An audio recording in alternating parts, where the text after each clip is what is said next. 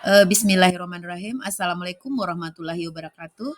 Bertemu lagi dengan saya Rosi Susanti, SPD MSI, dalam koneksi antar materi dengan nama tim. Yang pertama adalah fasilitator saya yaitu Bu Sri Hartuti Husen MPD dengan pengajar praktek yaitu Ibu Yosi Suprida MPD. Eh, Sesuai dengan moto dari Arthur Auderheide, yaitu semua pengetahuan terhubung ke pengetahuan lainnya yang menyenangkan adalah membuat koneksinya. Apa itu pembelajaran berdiferensiasi? Pembelajaran berdiferensiasi adalah merupakan serangkaian keputusan masuk akal atau common sense dibuat oleh guru yang berorientasi kepada kebutuhan murid terkait bagaimana menciptakan lingkungan belajar yang mengundang murid untuk belajar, bagaimana menanggapi atau merespon kebutuhan belajar murid, apakah perlu sumber, cara, penugasan, penilaian yang berbeda, serta bagaimana manajemen kelas yang efektif, baik prosedural, rutinitas, metode yang fleksibel, kegiatan pembelajaran yang berbeda, namun kelas tetap efektif. Bagaimana cara untuk dapat melakukan pembelajaran berdiferensiasi di kelas? Seperti moto saya, guru bukanlah malaikat bersayap atau Superman. Mengajar di kelas yang jumlah muridnya 36 orang dengan pembelajaran berdiferensiasi bukan berarti bahwa guru harus mengajar dengan 36 cara yang berbeda. Karena guru bukanlah malaikat bersayap atau Superman yang bisa kesana kemari berada di tempat yang berbeda-beda dalam waktu dan pemecahan masalah.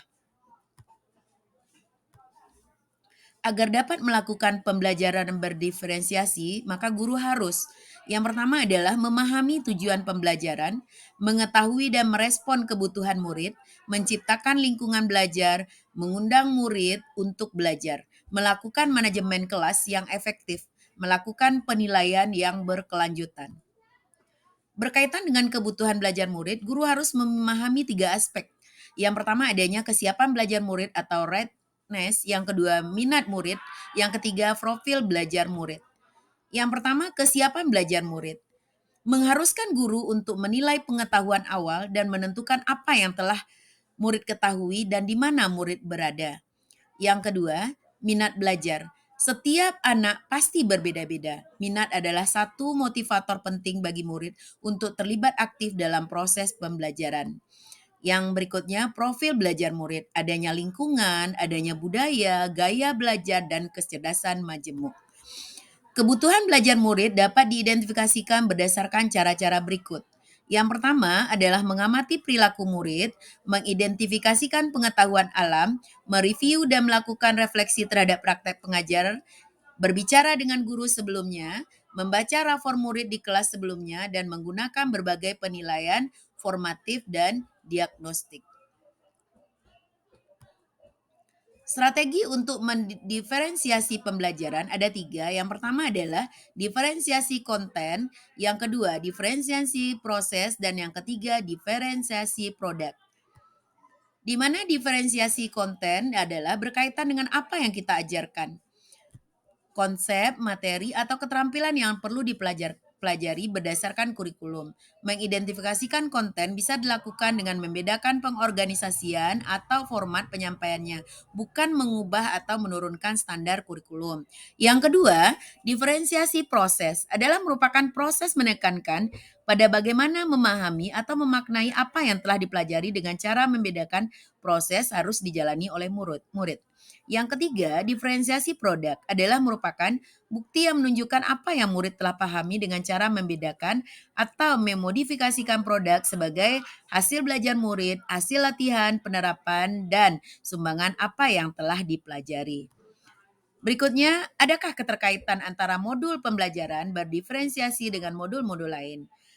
Tentu ada kaitannya. Misalnya adalah modul pertama, 1.1 dengan modul 2.1. Untuk dapat melakukan pembelajaran berdiferensiasi, maka guru harus berusaha memenuhi kebutuhan belajar anak sesuai dengan kodrat alam dan kodrat zaman, berdasarkan filosofi dari Ki Hajar Dewantara. Kemudian, yang berikutnya, Modul 1.2 dengan modul 2.1.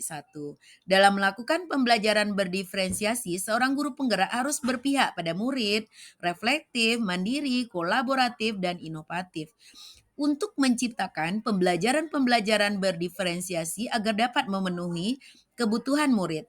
Dengan demikian, seorang guru penggerak dapat mewujudkan kepemimpinan murid dengan menuntun murid merdeka belajar. Hal ini sesuai dengan nilai dan peran guru penggerak. Yang ketiga adalah modul 1.3 dengan modul 2.1, di mana pembelajaran berdiferensiasi dapat menjadi salah satu strategi untuk mewujudkan puisi guru penggerak yang berpihak kepada murid. Yang berikutnya, hubungan modul 1.4 dengan modul 2.1.